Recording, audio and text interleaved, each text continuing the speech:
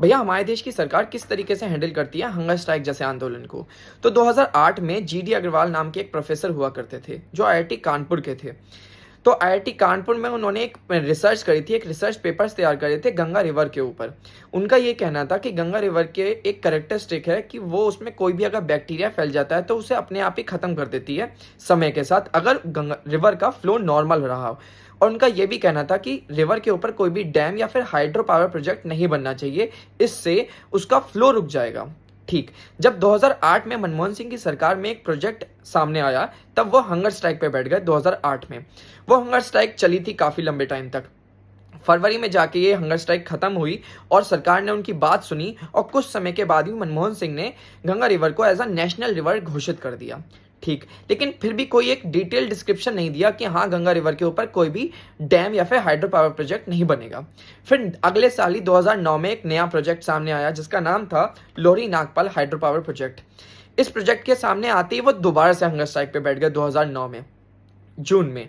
अब जैसे ही वो हंगर स्ट्राइक पे बैठे ये प्रोजेक्ट को, लेकिन वो काफी लंबे टाइम तक चला था ये, और उसके बाद वो घुटने पे लेकर आ ही गए सरकार को, और सरकार ने इस बात को एक्सेप्ट किया और मनमोहन सिंह की सरकार ने पार्लियामेंट में गंगा रिवर के 125 किलोमीटर तक को इको सेंसिटिव जोन घोषित कर दिया, जिससे का मतलब है कि 125 किलोमीटर तक कोई भी डैम या हाइड्रो पावर प्रोजेक्ट नहीं बनेंगे जहां से गंगा रिवर शुरू होती है।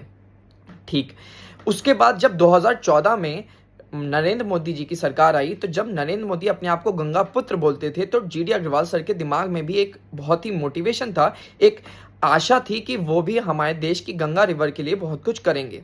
लेकिन 4 साल के बाद उन्होंने एक स्टेटमेंट आया कि नरेंद्र मोदी धोखा दे रहे हैं। क्यों? क्योंकि कई सारे हाइड्रो पावर प्रोजेक्ट लॉन्च कर दिए गए थे उनकी सरकार में भी, और साथ ही साथ जो सैंड माइनिंग्स प्रोजेक्ट बनाए गए थे कि गंगा रिवर में सैंड माइनिंग करके वहां से उसके मिनरल्स निकाले जा रहे हैं, इन सारी चीज़ों की भी सामने आए। तब जीडी अग्रवाल सर ने इसके ऊपर भी सवाल उठाया और वो दोबारा से हंगर स्ट्राइक पे बैठ गए, और उनका फिर से यही एक क्वेश्चन था कि गंगा रिवर का फ्लो नॉर्मल होना चाहिए और साथ ही साथ कोई भी डैम नहीं बनाना चाहिए। लेकिन 111 दिन तक उनकी ये प्रोटेस्ट चला और तब जाके सरकार ने उनकी बात सुनी, नहीं सुनी, थोड़ी बहुत ही सुनी थी, उनको जबरदस्ती एम्स में एडमिट करा दिया गया। लेकिन 11 अक्टूबर 2018 को उनकी डेथ हो गई। और गंगा रिवर की क्या हालत है ये तो सब लोगों को पता है, और कितने हाइड्रो पावर प्रोजेक्ट बन चुके हैं। साथ ही साथ इस समय जो सोनम वांगचू इस समय प्रोटेस्ट कर रहे हैं जंतर मंतर पे, हमें उनका साथ देना चाहिए क्योंकि वो भी एजुकेशन के लिए ही